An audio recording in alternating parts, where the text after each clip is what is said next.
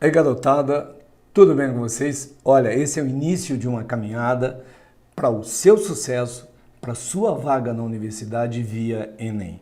Por isso, preste muito bem atenção naqueles dados que nós chamamos a atenção e que são fundamentais para essa prova que vai representar, na realidade, a abertura das portas da universidade para você. Estudar bastante, faça bastante exercícios, procure exercícios, resolver os Enems anteriores, porque esse é o caminho para o seu sucesso. O tema da nossa aula de hoje, aula 21, verminoses.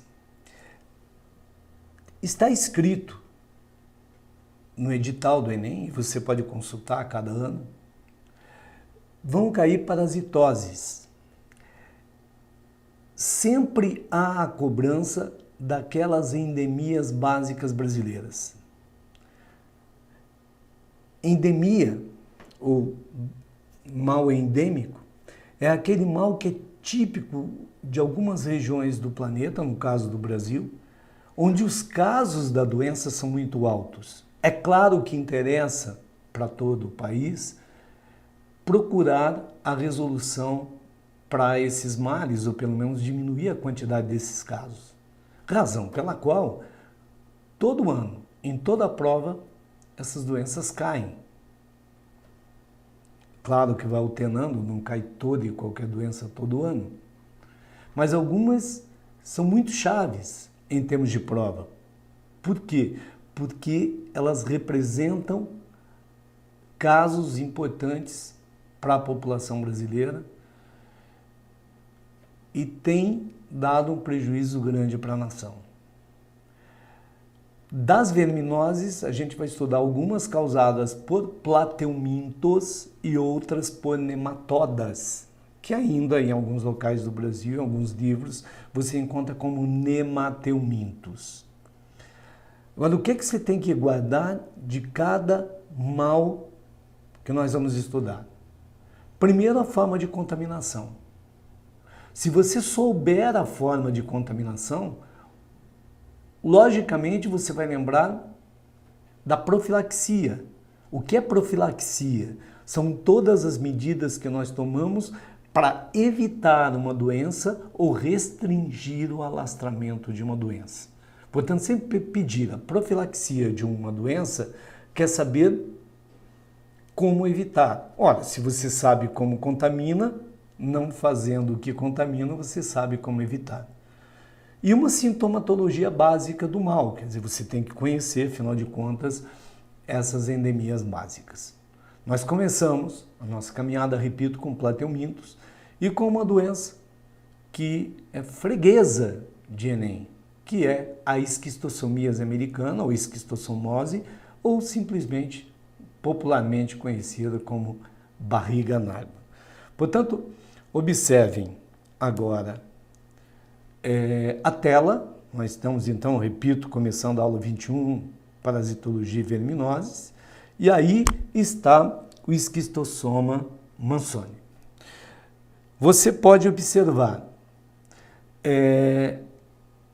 que é da classe trematoda. Então, dessa classe, a gente vai estudar o esquistossomo.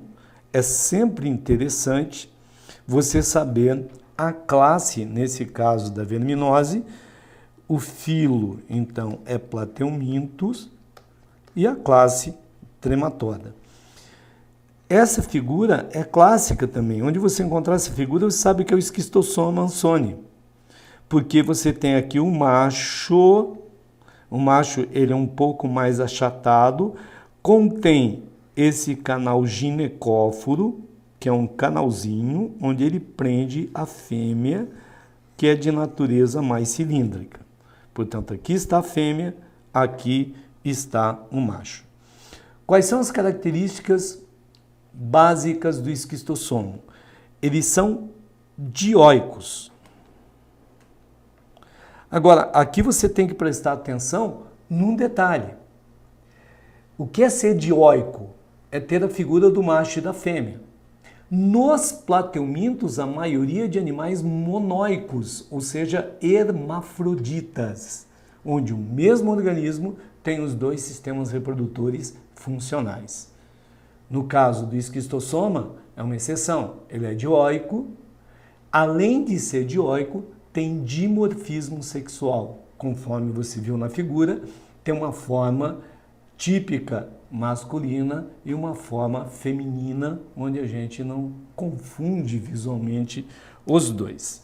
Ainda temos o local que ele vive. É um parasita do sistema porta-hepático humano. Porta é a principal veia que sai do fígado. E hepático refere evidentemente ao fígado. Portanto, esse dado é de fundamental importância. Onde vive, então? Vive no sistema porta-hepático humano, na região próxima em torno do fígado. Evidentemente que ao obstruir esses vasos, os líquidos acabam extravasando e caindo na cavidade abdominal, provocando o inchaço. Por isso conhecida a doença como barriga d'água. Logo, primeira coisa, você vai guardar onde vive. Sistema porta-hepático humano, portanto, em torno do fígado. Outro dado, como é que se dá a transmissão? Olha que coisa importante, ó, penetração da larva cercária no homem. Cercária, você vai guardar qual é a larva, cercária. Esse dado é extremamente importante. Evidentemente que ao absorver ela acaba caindo na circulação e vai se alojar na veia porta, logo lá em torno do fígado, onde vai atingir a fase adulta. O que acontece com as fêmeas grávidas? Elas migram para o plexo hemorroidário e ali liberam os ovos. Onde é que vão cair os ovos? No intestino. E se os ovos caírem no intestino, serão liberados, evidentemente, junto das fezes. Então aí você vê que a falta de saneamento básico já é uma preocupação no Brasil inteiro para profilaxia da esquistossomose. Você vai guardar bem, né? Então ele vive na região perihepática, em torno do fígado. Como se dá a contaminação? Penetração ativa das larvas cercárias diretamente pela pele. Heteróxino, hétero é diferente, né? Quer dizer que o verme tem mais de um hospedeiro. Você vai guardar quais são os hospedeiros. Ó. Definitivo é o homem, intermediário é um caramujo.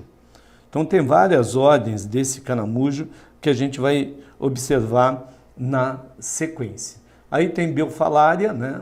Aqui você vê a primeira larva chamada miracídio. Então quando o ovo eclode dá origem a essa larva é que entra no caramujo e lá dentro ocorre uma reprodução para transformação na segunda larva chamada cercária. Só para você ter uma ideia, cada miracídio que entra no caramujo são liberadas em média 100 mil cercárias. Né? O que vai causar? Pode causar hemorragias, inflamação no intestino, fígado, baço, entre outros problemas. Dependendo do estado de contaminação, pode até ser fatal. O acúmulo abdominal de líquido a gente chama de ascite. É isso que se chama barriga d'água. Ok? Então guarde bem esse tipo de dado. Aqui está o ciclo. Então, como eu tinha falado para você, o ovo, uma vez liberado com as fezes da pessoa doente, que tem esse verme, na água dá origem à larva miracídio, que penetra nesse caramujo, são várias ordens, né? No caso Biofalária, ali tem uma reprodução assexuada e produz as cercárias. As cercárias são liberadas para o meio e acabam penetrando ativamente no homem através da pele, causando uma nova infecção, né? Fechando, portanto, o ciclo. Então, quais são os principais sintomas? Pode causar inchaço do fígado, a gente chama de hepatomegalia, hepatofígado, né? Mega grande, ou do baço, esplenomegalia. Aumento do volume abdominal, né? Ascite, que a gente já falou, que é o nome técnico da barriga d'água. Agora, qual é a profilaxia? A gente vai encontrar no Brasil inteiro o pessoal falando em combate ao caramujo, que pode ser tanto químico ou biológico, inimigos naturais desse caramujo. Mas aí, a gente pode conversar que é uma atitude não sensata. Não, o que nós precisamos ter? Saneamento básico, tratamento dos doentes. E como você vê na sequência, na tela, a educação sanitária. Ora, se a gente evitar os locais que as pessoas sabem que estão contaminados, se as pessoas não eliminarem suas fezes no meio ambiente, se houver o tratamento efetivo para os doentes, a gente não precisa sair por aí matando todos os caramujos potencialmente capazes de transmitir. Por quê? Porque eu teria evitado o ciclo antes. Logo, repito, o saneamento básico e o cuidado com a água, principalmente parada, de locais onde sabidamente a água é contaminada, tanto é que em muitos locais do Brasil, como no Nordeste, o pessoal chama de lagoas de coceira, ou culturalmente tem que saber o ditado nadou, coçou, então pegou. Por que coçou? Porque o local da penetração acaba dando coceira, enfim, alguma reação alérgica, né? Então essas são, como você vê na tela, as principais formas então de contágio, né? Logo, a profilaxia, a gente fazer o contrário. A educação sanitária, o saneamento básico e evitar o contato com água parada, de pouca correnteza, que a gente sabidamente tem contato, que estão contaminadas. Agora, a teníase. A teníase, nós vamos falar de duas tênias, a sólio e a saginata. Na verdade, eu vou comentar a sólio, a saginata ela é equivalente. Só que a sólio tem como hospedeiro intermediário os suínos, por isso mais comentado, se falou em suíno, você vai fazer a relação com a tênia sólio. E a tênia saginata é transmitida por bovinos. A sólio é de 4 a 6 metros de comprimento, outros 6 a 9. Às vezes a gente vê nos livros, pode chegar a 15 metros. É claro que varia o tamanho, mas o tamanho médio é bem menor. Até hoje que eu vi na literatura um caso de uma tênia dessa de 15 metros. Só que você tem que tomar cuidado com duas coisas. Uma é a doença provocada pela tênia chamada teníase. A outra é quando o homem assume o lugar do hospedeiro intermediário, no caso da tênia sólio, o suíno, podendo ocorrer um mal chamado cisticercose humana. Então a gente vai separar tecnicamente as duas coisas que do ponto de vista parasitológico são extremamente importantes.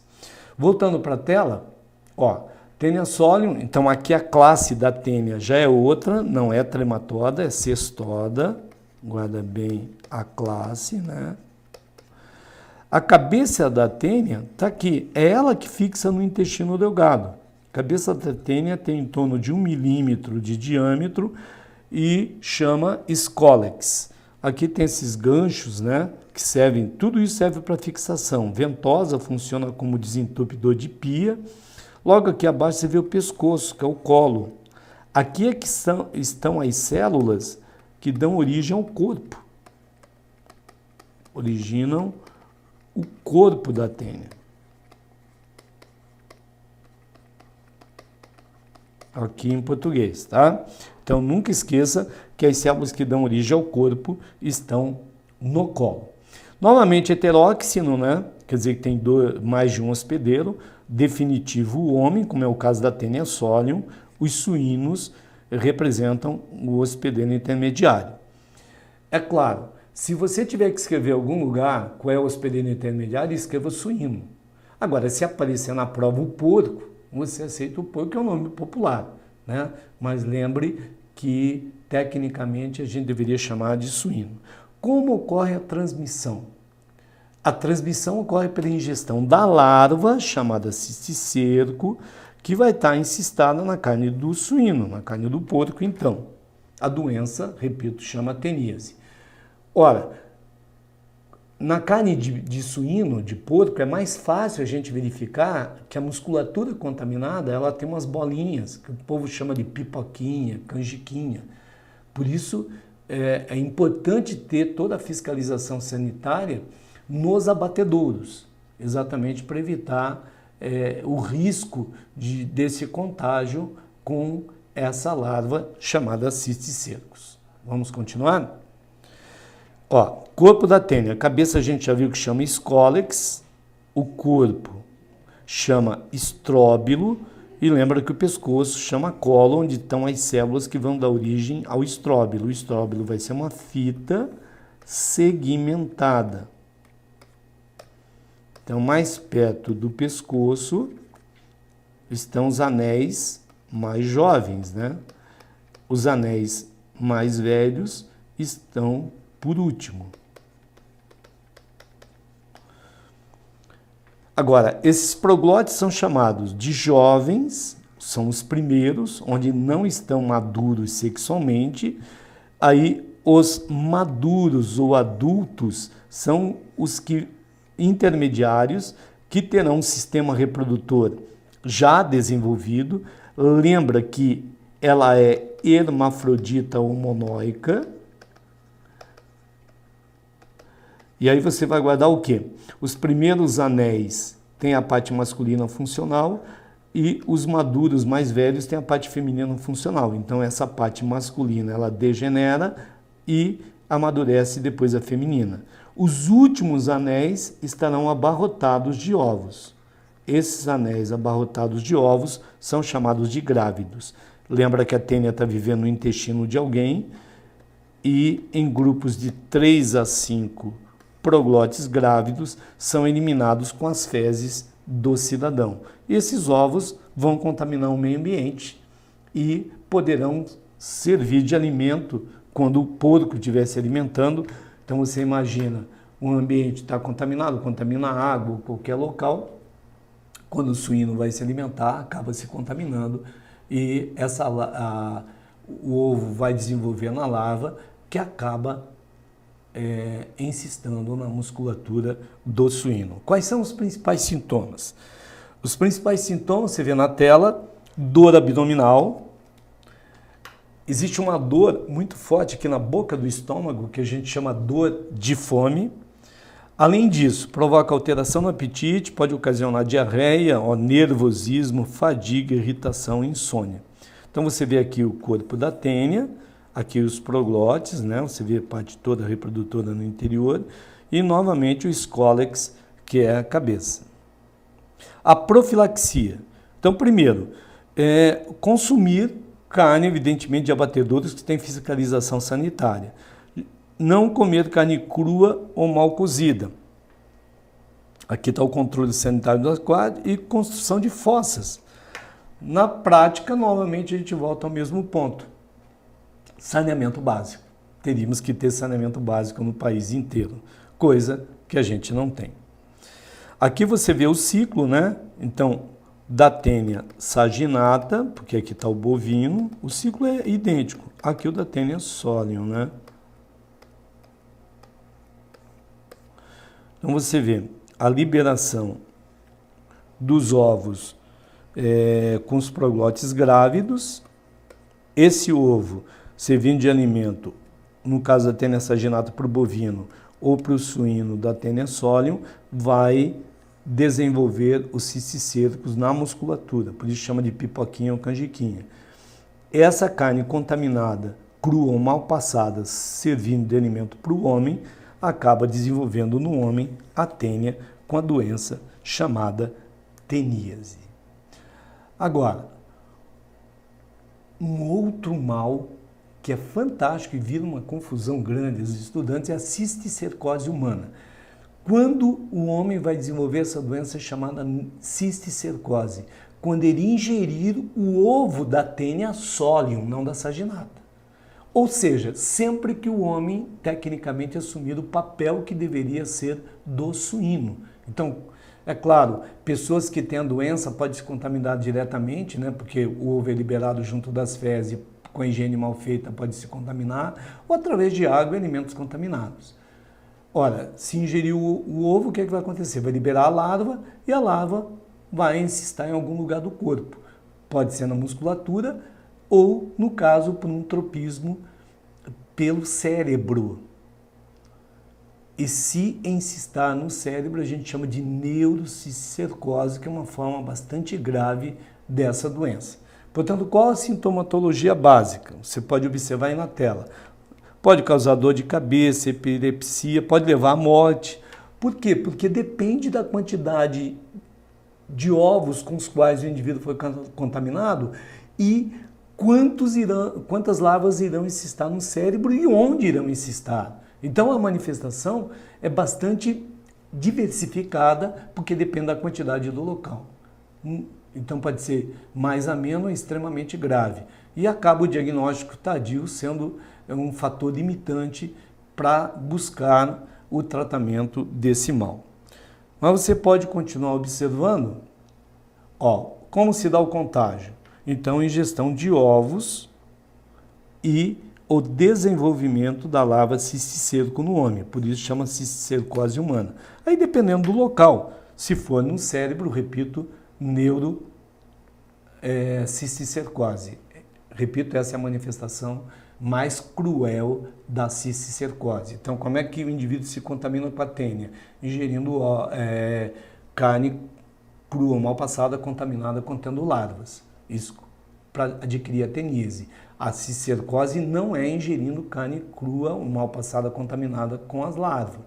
É ingerindo o ovo, tomando o lugar do suíno. Então, divida bem o que é teníase e o que é cisticercose. Rapidamente agora a gente vai ver alguns nematodas, né? Agora a gente muda de grupo, não é mais platelminto. Vamos lá? Então, primeiro, o Ascaris lumbricoides ou lombriga. Causa uma doença chamada ascaridíase, né? O nome principal, ascaridíase.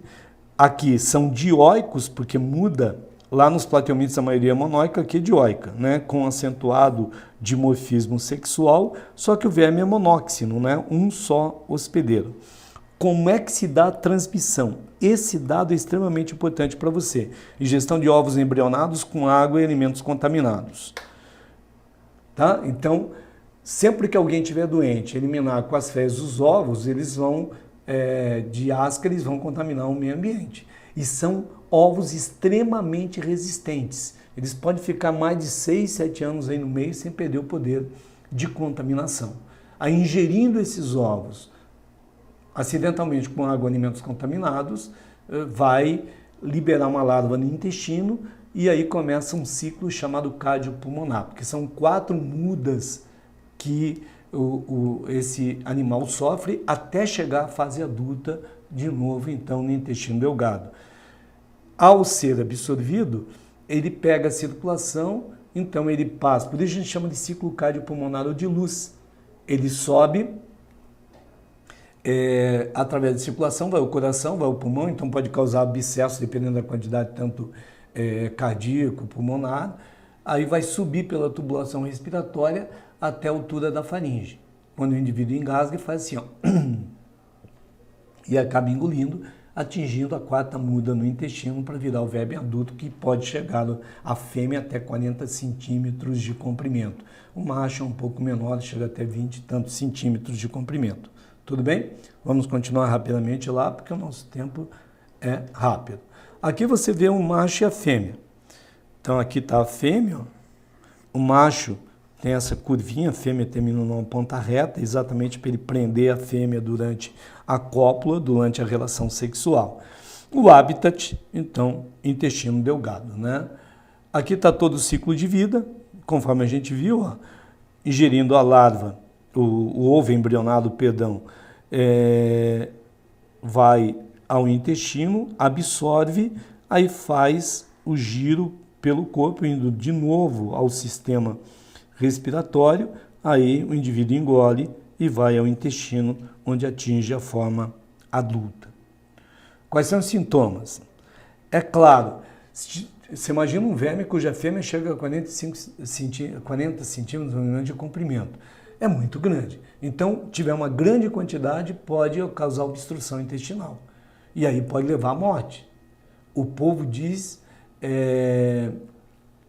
sempre que ocorre uma obstrução intestinal, a pessoa morreu de nó nas tripas. Então lembra sempre falar de nó nas tripas, é obstrução intestinal pelo Ascaris.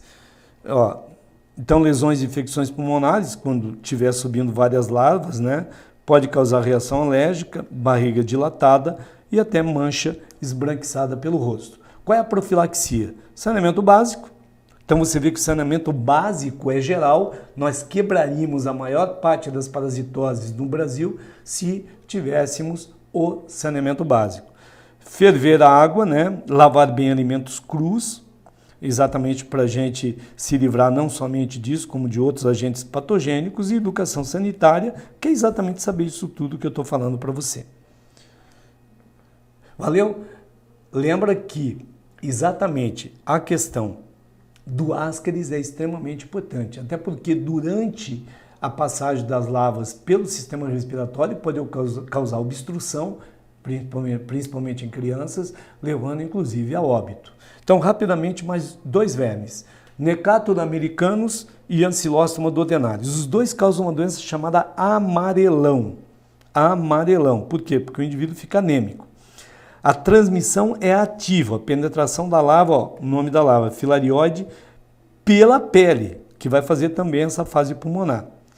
Então pode ter a transmissão passiva, mas principalmente ativa pela pele.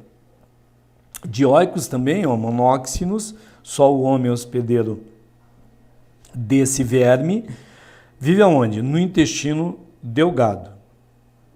Aqui você vê mais ou menos a questão da penetração ativa pela pele, desde que faça contato diretamente com o solo contaminado. Aqui você vê que o Ancylostoma tem os dentes,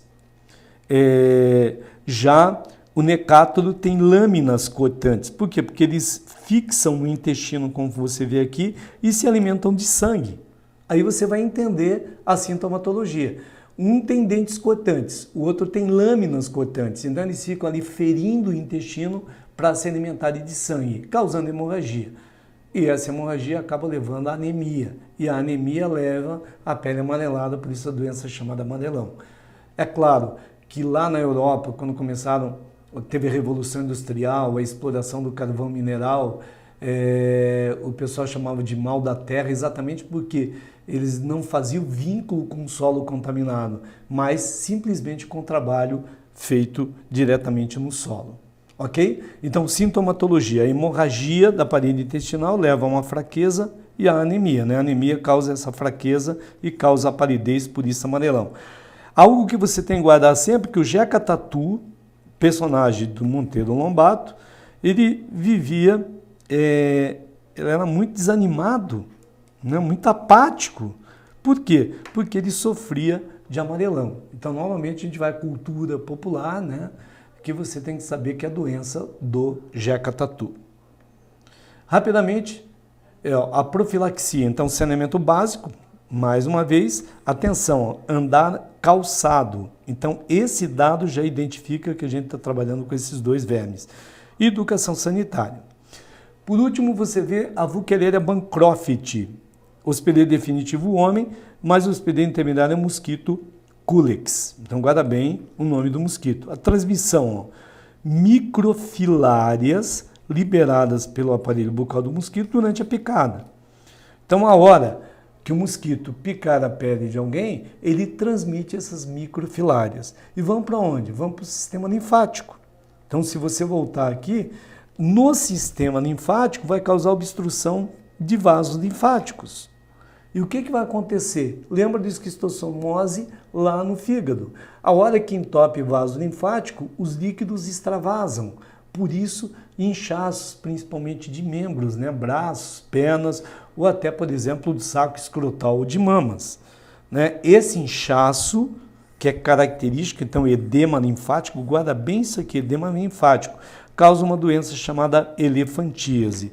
Exatamente por quê? Porque as pernas ficam muito inchadas, o que lembrava a pata de elefante. Você pode observar nessa foto, você olha o braço, olha as pernas, olha o saco escrotal aqui. Exatamente esse inchaço é provocado pela obstrução dos vasos linfáticos. Então essa é a principal característica desse mal. Profilaxia, combate ao mosquito, então você evitar o contato com o mosquito usando repelente, usando cortinas, né? Usando telagem nas habitações, assim você consegue evitar esse mal. O ano passado mesmo, em 2014, eu estive visitando um hospital no sul do Brasil, onde um senhor que trabalhava na agricultura, já de 70 anos, teve uma perna amputada exatamente por causa dessa doença. Portanto, é uma coisa bastante grave. E aí, para você treinar, vamos fazer uma questãozinha do próprio Enem. Observe a questão. Em 2009, o município maranhense de Bacabal foi fortemente atingido por enchentes, submetendo a população local a viver em precárias condições durante algum tempo. Em razão das enchentes, os agentes de saúde manifestaram, na ocasião, temor pelo aumento de casos de doenças como, por exemplo, malária. O que é que você vai fazer? Começa a sublinhar o que é básico. A malária, leptospirose, leishmaniose e esquistossomose. Cidades inundadas enfrentam aumento de doenças. Folha Online, 22 de abril de 2009. Agora veja, que medidas o responsável pela promoção da saúde da população afetada pela enchente deveria sugerir para evitar o aumento das doenças mencionadas no texto respectivamente. Sempre que tiver aqui, é em ordem. E aí, meu amigo, você tem que aprender a fazer prova. Você tem ali algumas doenças. Se você souber uma delas, comece a jogar. O que você faz? Elimina o que tiver errado e depois se analisa as corretas. Agora, se você voltar ao texto, por exemplo, veja ali, malária, a gente não estudou agora, o professor Cornélio trabalhou com você. Leptospirose, leishmaniose, são doenças que a gente ainda não viu. Mas nós vimos a esquistossomose. Então, se hoje você estivesse fazendo essa prova, sem as outras informações, você começaria a trabalhar pela última. Vamos observar as opções? Olha na letra A. Eliminar os caramujos do gênero Bionfalaria e combater o mosquito Anopheles. Então, você sabe que não é esse mosquito que é responsável pela transmissão da esquistossomose. Se você olhar na B, que a gente vai ver que é a nossa resposta correta, eliminar os caramujos do gênero Bionfalaria. Opa, aqui é uma medida contra a esquistossomose. Portanto, se eu soubesse apenas isso, eu eliminaria a A e ficaria com a B. Olha a C, última medida. Combatendo o mosquito Aedes, não é transmitido por mosquito a esquistossomose. A D, combater percevejos hematófagos conhecidos como barbeiros. Sabe que a doença de Chagas não é o caso da esquistossomose. Nós teríamos eliminado também a C e a D. Evitar o contato com água contaminada por mosquitos, também teria eliminado. Portanto, meu amigo, a gente voltaria para a letra B. O Anopheles, no caso lá da malária, né?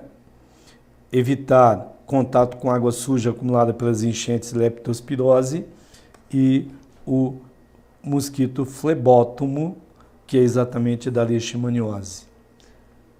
Valeu, gente. Viu como é que você aprende a fazer prova? Se a gente souber analisar, separar os dados para resolver as questões, é muito fácil você chegar ao final do ano com sucesso no Enem. Gente, um grande abraço, até a próxima aula.